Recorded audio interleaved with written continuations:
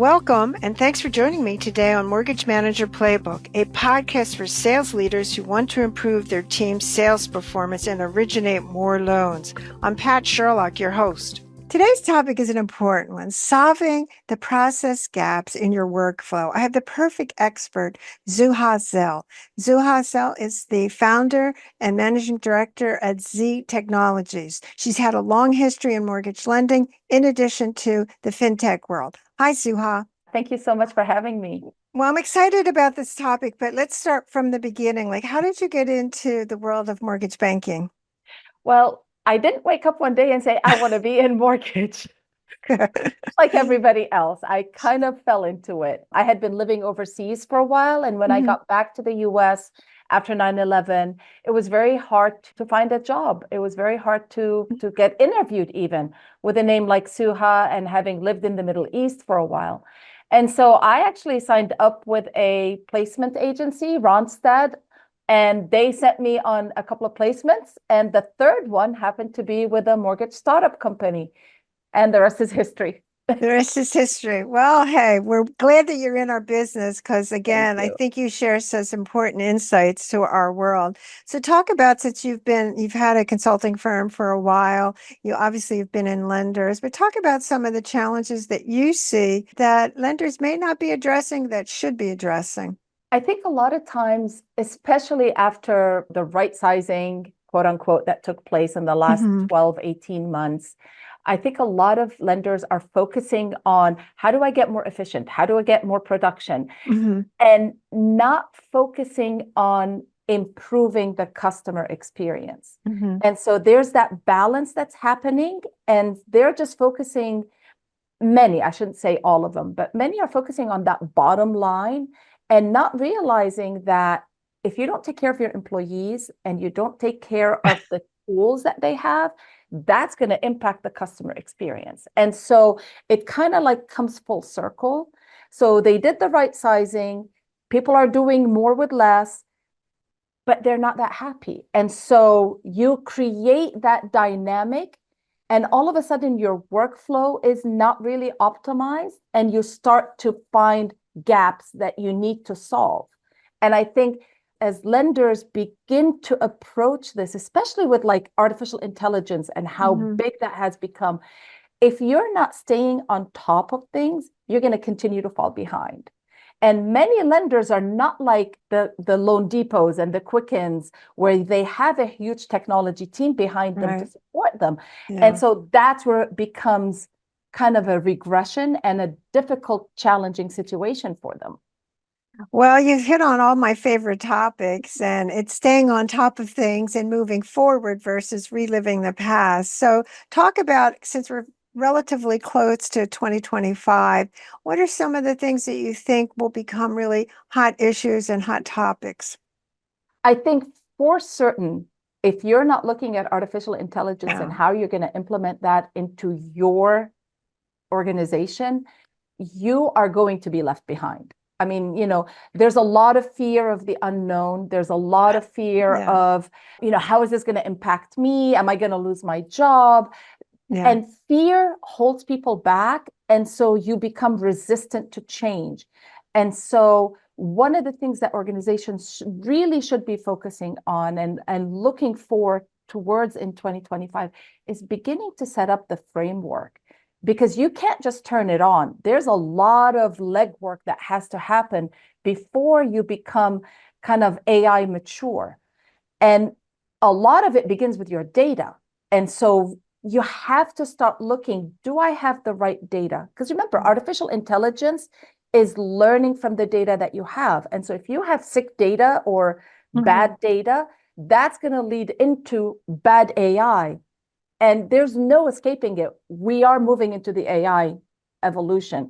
And so having that focused work and making sure that you are setting up the framework, from having an AI governance to actually setting up your whole transformation, if you will, of your data that leads into the proper AI structure. I think if you're not looking at that right now, in preparation for 2025, then you are going to be falling behind. Well, we're going to have you come back and talk about that topic because I agree with you and I use it myself. And so it's really nothing to be afraid of. And it actually is fabulous is what it comes down to. So, well, let's jump into the world of fixing the famous, really kind of workflow gaps and how you go about it. Why don't you share with our listeners the first step, what do you need to do to define the gap, and then go through what makes most sense? Because I know you do this every day.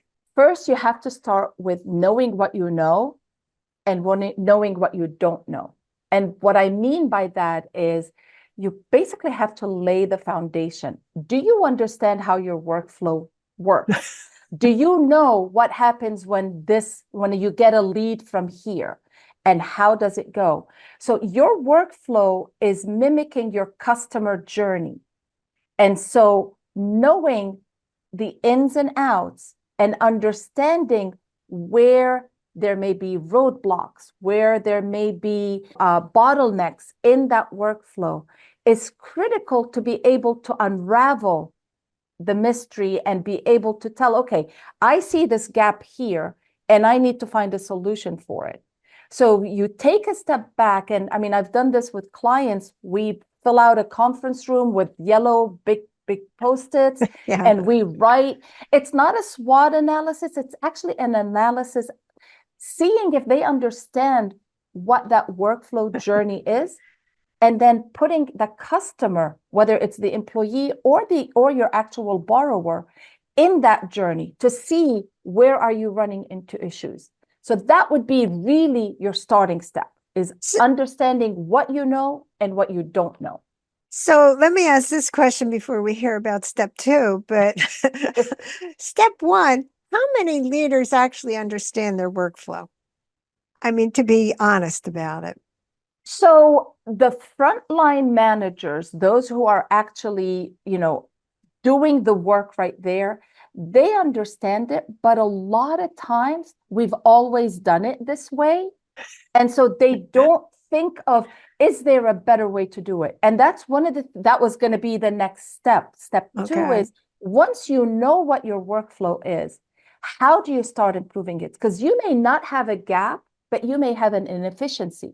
And so a lot of the leaders, they know, oh yeah, we get leads from here, they go through our POS, then we push them to the back end, to the LOS, and we close those loans, and then they go into servicing. They have this general idea, and you don't expect a CEO or a C-suite to know those details. That's not what their job is. So making sure that you're able to communicate up and making sure that you can explain what the workflow is. So when we do those roadmaps, those sessions, we actually involve the front line. The leaders actually sit, and the front lines are the ones who are saying, this is what happens, this is what we do. Sure. And then the leaders come in and start adding, well, because they have that vision, so they're able to provide more of a bigger picture perspective of, oh yeah, we can do this here, or what if. I love the conversations that begin with, what if we did it this way? What if? That, what now? Though, when you ask those kind of questions, it leads to more conversation, and it leads to better understanding. So when you look at, and this is a little bit of a side shuffle on, when you look at the percentage of, and I've seen this from Black Knight, Strathmore, all of these companies will say that the 20% actually will come back to the lender, but 80% won't. And whether it's a difference of a few either way, the point is we lose most of the customers, and we don't even know basically what in our workflow is causing that, is my impression. Is that what you see? Or talk about that? So one of the things that we do also is we talk about the customer for life experience and how you engage with the customer and how you nurture that customer. I mean, if you're coming into this as a lender, as this is a transaction, then it is going to be transactional. Yeah. And if that customer gets a better rate, they haven't engaged with you, you haven't created that emotion that Mm-hmm. emotional connection with that customer, that they stay with you for life. And how you create that connection is part of that customer journey. That Mm-hmm. customer journey doesn't end with the closing and No. it's gone into servicing. It's a lifetime. And if you're not doing certain activities to nurture that customer, somebody once said to me, your loan officer can be talking to that customer, their CRM may tell them, hey, call this customer and talk to them about this, or this was their birthday or whatever. But if you're not noticing that, oh, did you know that that customer just had a baby and that they may need to move houses? That day, if another loan officer talks to them, that's the loan officer they're going to talk to, because top of mind, that person reached out to them. So knowing how to nurture and when to nurture is really critical to that customer retention, so that you create that lifetime customer experience. I'm involved with prospecting boot camps, and I have to tell you, and I'm curious in your experience, but what I see, and I'm seeing students all across the country, I am seeing they don't really have a relationship from the database standpoint of actually using a database to maintain a relationship. And I also think they don't seem to understand. And I get a lot of experienced loan officers, so these are not new. They don't know how to work the technology. It's what do you see? So when you onboard someone and throughout their tenure, it's not a set it and forget it. So you have to keep, there's so much new technology. And when you're setting someone for success, you have to keep, so just like you nurture your customers, you have to nurture your employees, you have to nurture your LOs. And so you have to keep upskilling them. You have to give them the opportunity to be curious. You have to give them the opportunity to learn. Whether you do that through webinars, whether you do that through workshops, whether you do that one-on-one, you have to create that environment that allows that growth and development. And if you don't, then that's what happens. You lose the ability. Again, there's so much technology. And if an LO or whoever we're speaking of has 10 things that they can use, and they don't know how to use them, they are not going to use them. And this is why we go into the whole adoption part of it, which is kind of like towards the end of that, that road mapping that we do, is making sure that now that you've selected something and now that you've deployed it, what are you doing to make sure to reinforce the adoption of that? And there's a whole methodology that goes into change management. The ad card process is really very, very, I don't want to say creative is not the right word. It actually reinforces the adoption of whatever you're trying to implement. It starts with awareness. Sorry. I know. Well, it makes me think, and I see this all the time. Is there a disconnect? And I'm curious what you see. Is there a disconnect between, in essence, the purchasing of technology is coming from the senior level, but the people in the field are the users. And I understand why you put these people together, and it makes sense. And I think it's smart to do it that way, because I don't know that what senior level people think they need and what actually the field people need and actually use. Talk about that issue, because at the end of the day, I do see lenders being disenchanted with technology because they don't really see a lot of, and we see it in basically our cost to originate. It hasn't actually, gone in the way that we were anticipating. So I call that the snow effect, SNO, shiny new objects. Because a lot of times people hear, oh, there's this thing, I want to go get it. And then you get it, and then nobody uses it. Right. And so one of the things that we talk about is, how do you avoid the snow effect? How do you really know what should be in your tech stack? This is all part of that conversation that we have, because at the end of the day, you want to make sure that the dollars that you are spending, you're getting, return on investment is such a broad word, but you want to make sure that you're getting your return. Sure. It may not come back that first year, it may not come back that second year, but as you begin to deploy and adopt technology, you want to make sure that it's being used. And so doing a tech stack evaluation, if you have 10 CRMs at your company and you have 2 LOSs and you have 3 MarTech, products, there's so much disconnect. And this is one of the things that's really critical about technology. I criticize about technology is that things are very siloed and integration doesn't really happen. One of the things that I heard at a recent AI conference is, what if you no longer have to integrate anything? Artificial intelligence will help understand and integrate all your solutions. That future is a future I look forward to, because then you don't have these silos, which is what exists right now. And that's why you'll see, oh, I bought this CRM, but this LO, this really high producing LO wants that CRM. And we're using this LOS for our retail channel, but it doesn't really work for our correspondent channel. So we're going to use this. It just becomes very hard to manage. And so doing that tech stack evaluation and really understanding that workflow, the two go hand in hand, because you want to make sure that the technology is actually really, filling the gaps that your workflow needs, aligned together. So when you're doing your consulting and you're going into a company, and so how long does it take you to do that tech evaluation to see what actually they have? And I'm curious about, when you report back, did some of the lenders even know what they have? So some do and some don't. Sure. Some are very surprised. Oh, we have 5 CRMs. We didn't know that we had 5 CRMs. Oh, we're not doing nurturing. Oh, I thought we were sending email, And again, there's a very different I got an email, dear customer. I'm like, delete. If you're not building the right nurturing, then you're not going to be successful.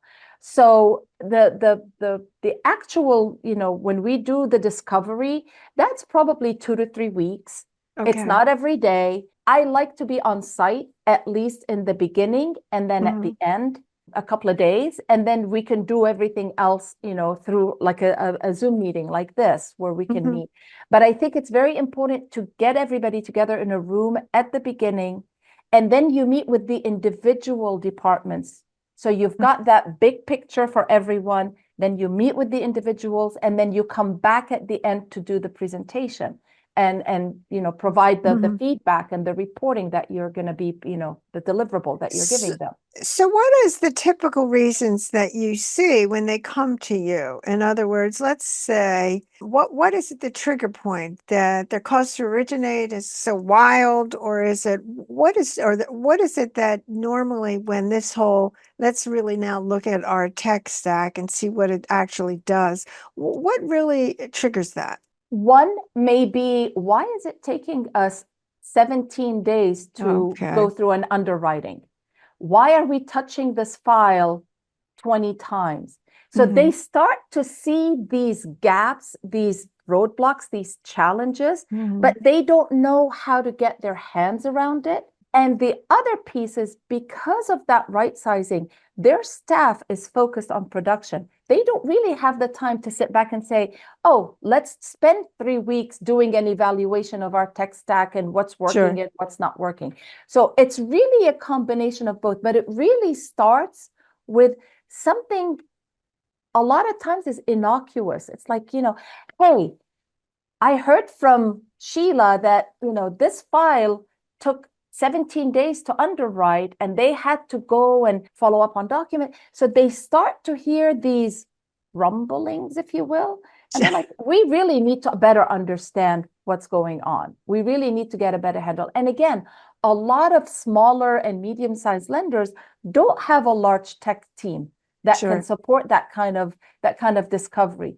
And so that's when they bring in consultants like myself and others who can help them through that process. So when you look at the depositories, and I'm curious about that before I ask you about what do you see trends for next year? When you look at depositories, what I have found, and you would know this better, is that they have legacy systems that do everything. And then, of course, it becomes a tragedy if you try to do it differently.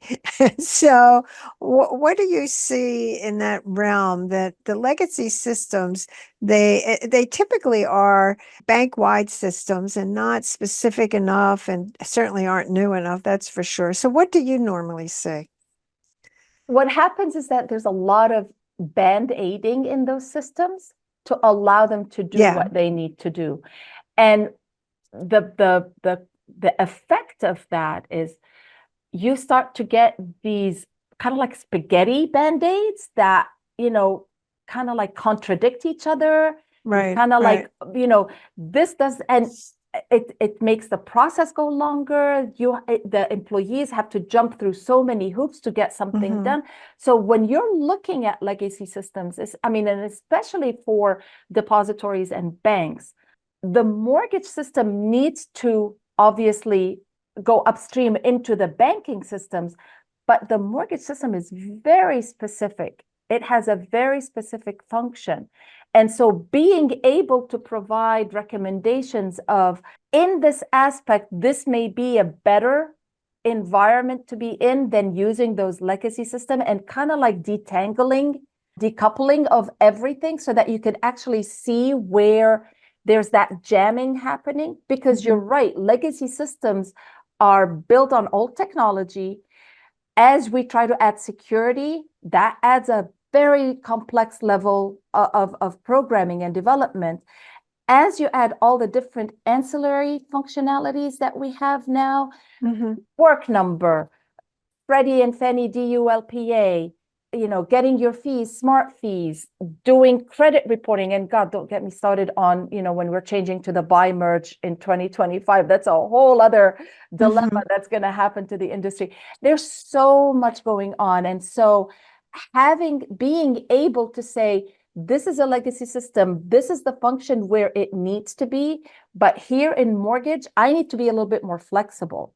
Hmm. Having those conversations and being able to explain why you're recommending something versus something else, and Hmm. why you're recommending that decoupling of those Hmm. systems is very critical to the success of those kind of projects. Well, we could go on for hours on this topic, but talk about next year and what are some of the trends that you see? And you already talked about AI, but in other words, what is it that you think lenders will now try to address? I mean, in essence, in a lower volume market, which we're in now, it should not be that we're taking 30 days to close a loan. I mean, No, no. And so no, it's, it should not be. And that should be yes, like one of the clues that yeah, tells them, hey, I need to look at this.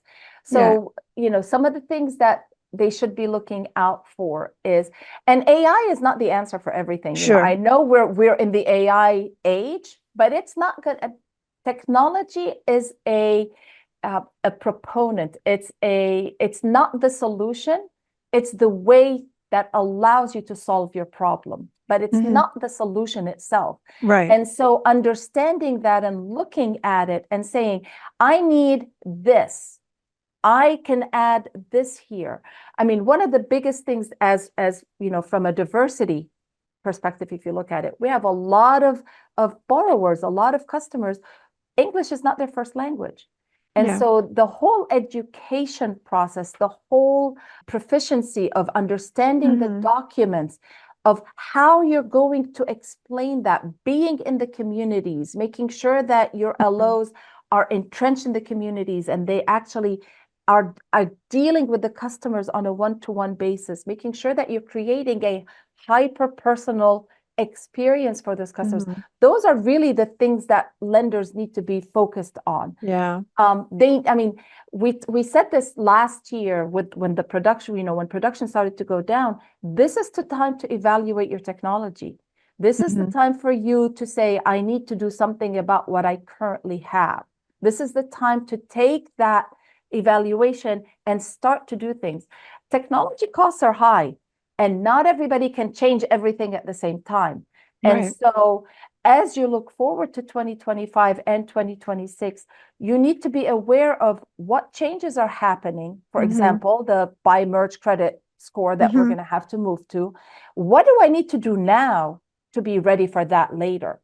Because if you wait until 2025 when it rolls out, and then you're hustling to try to get your LOS and your POS and all of that updated, you're going to be behind the ball. So as you're looking forward, one, you need to be aware of what's coming down the pipe. Two, you need to be aware and understand, where am I and where do I want to go? And then once you know where you want to be, how do I get there? And how can technology, AI, all of that help me get to that point? Well, I agree with you 100%. And I see this a lot, and I do think this is another reason, and we'll have to have you talk about this topic, where we need to bring younger people into our business. Just for using the technology, because I do see with some of not all of them, but a fair number of them, the struggles really start on the technology side. They don't even know how to work their own system. They don't know how to do social media, things that, wait a minute here, these are kind of your basics that you have to really bring to the plate. But I agree with you. You are exactly right on. So I appreciate you certainly sharing all your wonderful thoughts. Do you want to give any takeaways for our listeners, how they can get a hold of you? You obviously are fabulously smart and can really bring a lot to the plate. So I'm so excited that you were able to have time to talk to me today. So absolutely. I mean, I'm on LinkedIn. They can find me, Suha Zehl. They can definitely, I've got my contact information there. When we post this, I'll comment and provide my contact info as well, so they can reach me directly. They can look me by my company, Z Technology Solutions, as well. So there's a lot of ways you can find me. And when you go to a conference, listen to her. She gives a fabulous session. I've heard that from many other mortgage lenders talk about that. And so thanks again for sharing all your wisdom today, Suha. And certainly I want to thank our listeners. If you'd like to listen to other podcasts, go to patsherlock.com. Thanks so much. Thank you so much. Thanks for listening to Mortgage Manager Playbook. You can catch up on all our episodes by subscribing to receive each week a new show. Don't forget to share this podcast with your friends and team members. If you're looking to increase production, call me to discuss my prospecting sales training program, Ramping Up Realtor Referral Sources. Check out my website, www.patsherlock.com.